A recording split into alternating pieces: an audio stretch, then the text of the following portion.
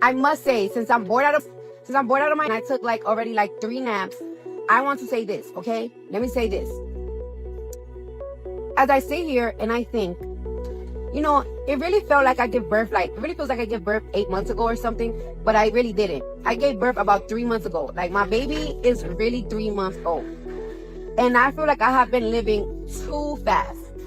Too fast. All right, let's slow this down for a second, because if you've been watching closely, really watching, then you already know something unusual is happening with Cardi B. This isn't just noise. This isn't just promo. This isn't just another album cycle spinning through the algorithm. This feels like war, not because of new music, not because of trending gossip, but because there were people, loud people, who were waiting for her to break, waiting for her to stumble, waiting for the headline that would finally read, "She couldn't handle it." The predictions were vicious. She just had a baby 3 months ago. She's going to quit halfway through. She couldn't finish before. What makes this time different? She's overwhelmed. She's forcing it. The commentary wasn't subtle. It wasn't supportive. It was clinical, calculated.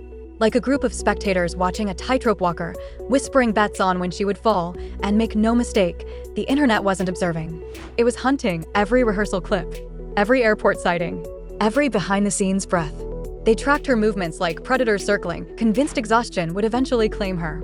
This tour wasn't framed as a comeback. It was framed as a test. A public trial, because history has a long memory, and critics never forget when Cardi B first exploded onto the scene with her Grammy-winning debut, Invasion of Privacy. The industry crowned her. The album shattered records. The energy was electric. The momentum felt unstoppable. But behind that success, life shifted fast. She had just welcomed her first child. Priorities changed. Plans shifted. The full tour supporters envisioned never materialized the way they expected, and that moment? That lingered. It became the quiet asterisk critics loved to reference. So when she announced this new run, this return, they didn't celebrate. They rewound. They resurrected that chapter. They brought up motherhood. They brought up exhaustion. They brought up what happened last time. They didn't ask if she could win. They asked how long until she failed. But here's where the script flips. We are now 6 nights in point 6. Every venue sold out. Not discounted. Not quietly filled. Completely packed. The energy inside those arenas? Explosive. The kind of heat that fogs cameras and rattles speakers. The reviews? Overwhelmingly glowing. Industry insiders are whispering that the production value alone is on another level. Fans are walking out stunned. Social media clips are flooding timelines, not with criticism, but with shock, and the same voices that were loud 3 weeks ago, silent. That silence is loud because Cardi B didn't just return to the stage. She came back 3 months postpartum. Pause there. Point 3. Months. Anyone who understands the human body knows that's not just impressive, it's almost unthinkable. Touring at that level isn't glamorous when you strip away the lights. It's brutal. 2-hour performances. Aggressive choreography that demands stamina most athletes train years to build. Flights across time zones. Rehearsals that stretch into early morning hours. Back-to-back media appearances. After parties you can't skip because networking never sleeps. Executive meetings. Brand campaigns. Sponsorship shoots. And then motherhood. Real motherhood. The kind that doesn't pause because the stage lights turn on. Cardi B admitted she feels like she hasn't stopped running. From rehearsal warehouses to sold-out arenas. From tour buses to appearances around massive cultural events like Super Bowl weekend. The schedule isn't spaced out, it's stacked. Even on what should be off days, she's handling business ventures, signing off on creative decisions, approving brand rollouts. There is no stillness, and yet she showed up. What makes this even more human, more raw, is what she confessed quietly in between all the spectacle. She misses home. She misses her kids. She misses normalcy. Snow days. Hot chocolate. Movie nights curled up without cameras. The kind of ordinary peace most people take for granted. That's the detail critics never factored in. They saw stamina as the question. They never considered resilience. They assumed pressure would suffocate her. Instead, it sharpened her, because this wasn't just about finishing a tour. This was about rewriting a narrative that had been sitting unfinished for years. Every sold-out night feels less like a performance and more like a statement. A rebuttal. A correction. And here's the twist nobody expected. The exhaustion they predicted? It became fuel. The doubt? It became momentum. The motherhood they weaponized as a weakness? It became her reason. You can see it in the way she moves now. There's urgency in it. Not desperation, determination. Like someone aware that history is watching again. But this time, she's not letting it write the ending. This isn't just a comeback run. It's redemption in real time. And the most uncomfortable part for critics, she's not surviving it. She's dominating it. And I must say, since I'm bored out of mask and I took already 3 naps, I want to say this, okay? Let me say this. As I sit here and I think, it really felt like I gave birth, it really feels like I gave birth 8 months ago or something, but I really didn't. I gave birth about 3 months ago. My baby is really 3 months old. And I feel like I have been living too fast. Too fast. I feel like I'm speeding because it's since I gave birth, I was doing rehearsals. Ever since I started tour, I just been touring, going to after parties, Super Bowl week, getting that bag. And the days that I've been having off from tour, I've been so busy doing covers and doing things for my hairline that's coming out real good. And today, I miss my kids every single day, but today, seeing my house so beautiful, covered in snow, my kids playing in snow, drinking hot chocolate, it kind of made me a little bit emotional because it's I really miss home. I want to be there. You know what I'm saying? it's I love being snowed in, and I love being snowed in with my kids. I want to watch a movie. I want to drink hot chocolate.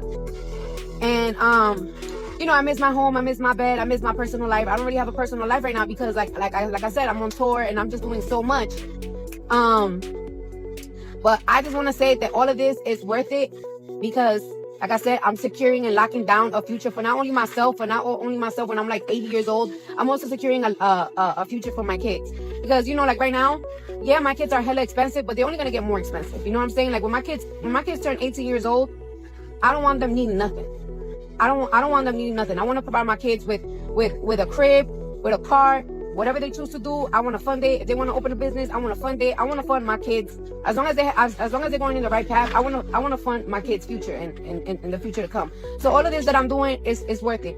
I always said this. I want the family. I want the kids. I've always been a person that wanted a lot of kids, and I don't ever want to pick between my personal pleasures, which is having kids, family, the big home, the big everything, and a career, because I love to work. I am one of those people that is I have to maintain myself busy. This is what I love to do. But you guys have been making this so worth it. Every show has been sold out. And one thing that I love the most is that while my tickets was being on pre-sale, there was a lot of haters. There was a lot of devils that kept trying to push this propaganda. She's not going to be ready. She just gave birth. She been rehearsing for only a month. She been this, she been that. But I'm a person that I recognize the value of $1. You know what I'm saying? I don't like to play with my money, so I wouldn't want to play with y'all money. So if y'all paying to see me, I'm going to give y'all a hell of a show. You know what I'm saying? Because I appreciate it. I don't know what y'all doing to get the money to come to my show. You know what I'm saying? Cause I know y'all work this off. I'm giving y'all money out the sky. So if y'all spending money on my show, I'm going to give y'all a hell of a time. That's why I perform for 2 hours. No matter how tired I am, that's why I perform for 2 hours. That's why I give y'all all my energy, because I appreciate that you could do whatever with your money, but you're spending it on me. So I'm going to give you the total value of your coins. You know what I'm saying? Remember when I was saying a couple of months ago, I went over budget and people was making fun of me? I'm glad everybody gets to see why I spend so much money on my show. I was not playing with the production. I was not playing with nothing. And like I said, you guys make this so worth it, because every single time that I perform, the energy be so crazy, and I just be looking around the room and it's wow, they here to see me.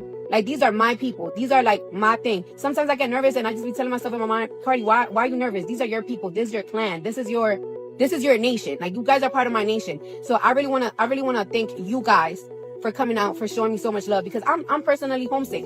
And when I get out there and I get on that stage and I see all this love and all this support, and then not only that, then y'all get home and y'all give me these great reviews and I see some people crying and stuff like that, and it's just I was you know what, this is do it for. This is what I do it for my supporters, for my believers, and for the people that love me. And I just want to say I really love you guys back. This means so much to me. And yes, I love you so much. And I really wanted to say that I really wanted to say that, and I really wanted y'all to hear that from me, that I appreciate all of this. I really appreciate all of this. I feel like I'm transcending into a different level, into another level. You guys just don't understand what this means to me. I want it all. I want it all. I want it all. I want the house. I want the kids. I want to be that soccer mom, and I also want to be that superstar. And it sounds easy to do, but it's not. but I'm doing it and I'm loving it, and I'm so glad that you guys are part of my journey, and I'm so glad that you guys are part of my people. You guys are part of my clan, and I love you. I love you so much. I love you so much. And another thing that I love too is like, damn, like it's like y'all really like I be going to these shows, and it's like there's so many people that it's like they put so much. You can tell they put their dedication and everything on their outfits, on their hairstyles, on the way they look. They just so happy. I just really love it. Like it's something so beautiful, so amazing to see. And yep. I'm more than thankful. I'm more than grateful. I like the gratitude that I have. I can't even explain it. I'm extremely happy. Like even when I have little problems, like y'all. Even with the little problems, like y'all overshadow it. You know what I'm saying? Like the love overshadow it. I actually got a little problem going on right now, but I know, but all this is my little problem that I have is like in God's hand. It's in God's hand. So, but yes, thank you so much. I love you guys. I'm thankful. I'm grateful, and I hope you guys could get I hope I could inspire you guys. Here's how I see it, and honestly, this is where the story becomes even more interesting. What we're witnessing with this tour isn't just a successful run of performances, it feels like a shift in identity, a transformation in how Cardi B is being perceived in real time. For years, she was boxed into a narrative, the viral personality who shocked the internet and somehow crossed over into music success. But this tour is forcing people to reconsider that version of her. Now she's being framed as something far more calculated and formidable, a dominant touring powerhouse who understands the machinery behind the spotlight. Not just the music, but the business, the production economics, the psychology of audience loyalty, the long game of brand authority, and that shift didn't happen slowly, it happened almost overnight.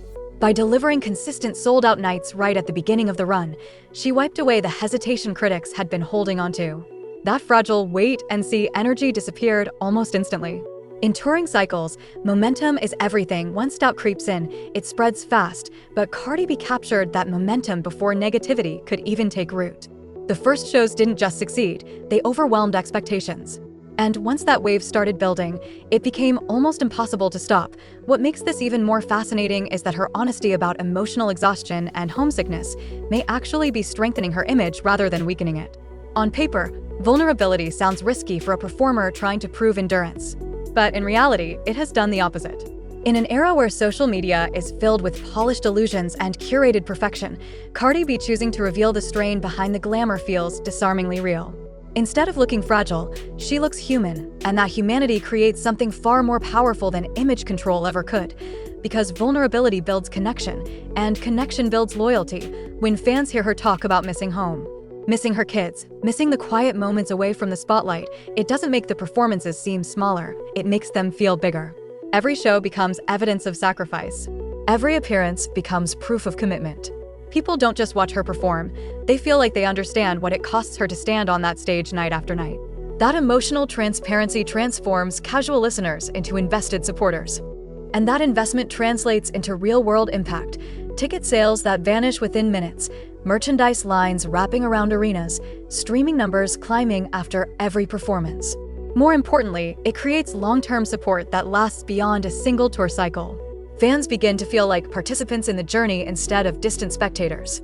They aren't just consuming the story, they believe they're part of it, watching the chapters unfold in real time. There's also a larger lesson hidden underneath all of this. Comeback stories are powerful, but only when they are backed by execution. Hype alone fades quickly. Narratives collapse without proof. Doubt can generate attention, sometimes massive attention, but attention by itself is temporary. Proof, on the other hand, creates permanence. Proof rewrites reputations.